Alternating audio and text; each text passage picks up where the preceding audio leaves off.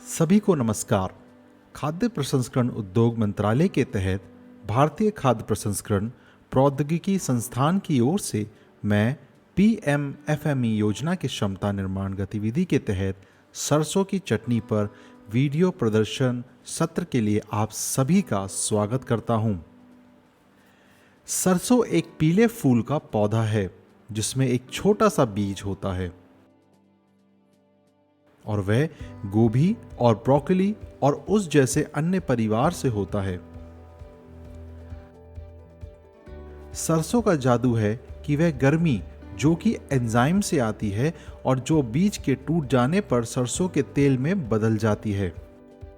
जब ये तरल पदार्थ के साथ मिलाया जाता है तो एक जलन सी पैदा होती है, लेकिन इसका परिणाम स्वरूप ये होता है कि ये बहुत सी चीज़ों में इस्तेमाल होता है, जैसे कि salad, burger, nachos, sandwich, fried chicken और कई और चीज़ों में इसकी पूरी होती है।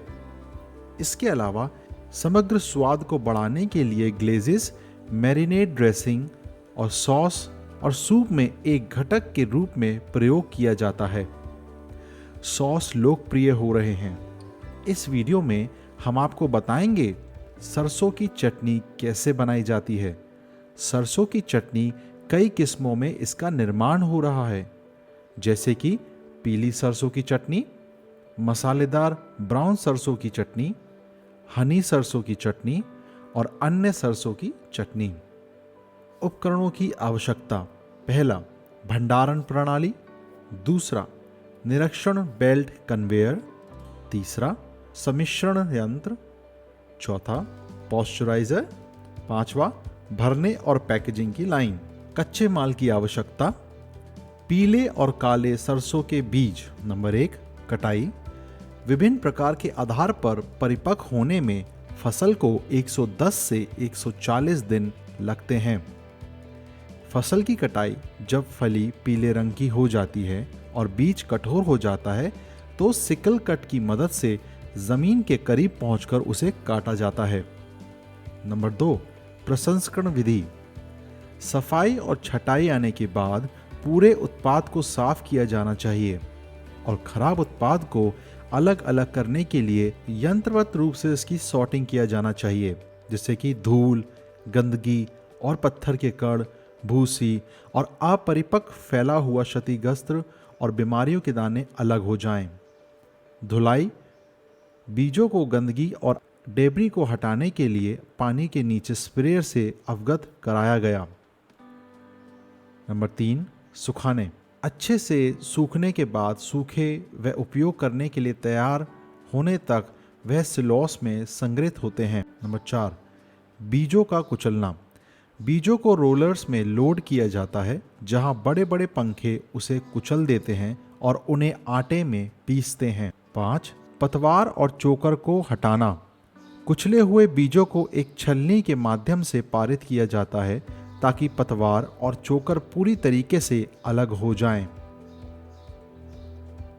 सम्मिश्रण: बीज को एक बड़े मिक्सिंग बैग में लोड किया जाता है और सफ़ेद वाइन, सिरका या पानी का एक विशिष्ट अनुपात जोड़ा जाता है। मिश्रण को तब तक मिश्रित किया जाता है जब तक कि वह पेस्ट ना बन जाए।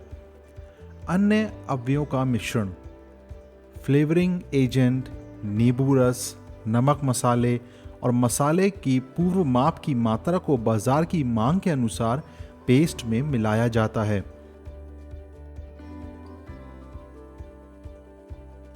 और FSSAI के अनुसार अच्छी तरह मिश्रित किया जाता है और अम्लता 1.0% से कम नहीं होना चाहिए।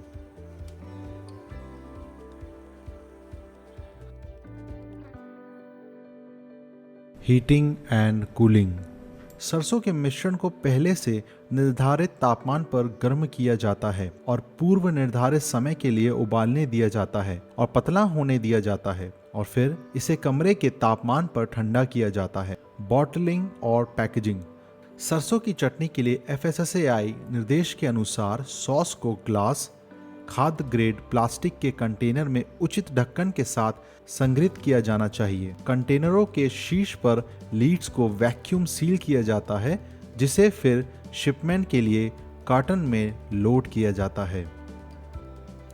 अब तक हमने आत्मनिर्भर भारत अभियान के तहत PMFME योजना में सरसों की चटनी प्रोसेसिंग का प्रदर्शन देखा है। खाद्य प्रसंस्करण उद्योग मंत्रालय ने राज्य, केंद्र शासित प्रदेश सरकारों के साथ साझेदारी में मौजूदा माइक्रो के उन्नयन के लिए वित्तीय, तकनीकी और व्यावसायिक सहायता प्रदान करने के लिए सूक्ष्म खाद्य प्रसंस्करण उद्यम योजना PMFME योजना का अखिल भारतीय केंद्र प्रायोजित प्रधानमंत्रीकरण शुरू किया है। अधिक जानकारी के लिए कृपया यहाँ दिए गए हमारे वेब लिंक पर जाएं।